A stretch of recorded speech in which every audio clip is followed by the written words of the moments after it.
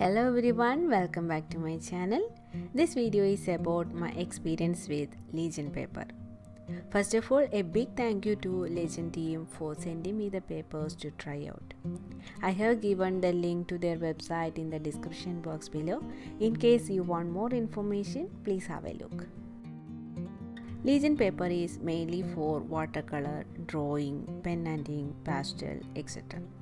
But this Stonehenge Aqua hot press and cold press black paper can also work with acrylics.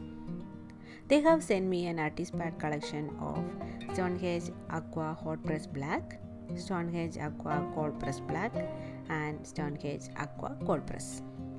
Now we are wondering what is hot press and cold press.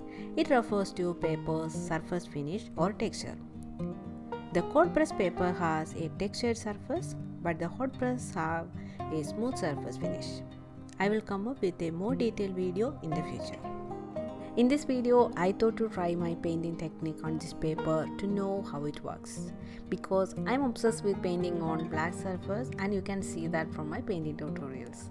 I will share with you two beautiful painting process in this paper, so stay tuned and please don't skip the video, watch till the end and let me know your feedback about my work.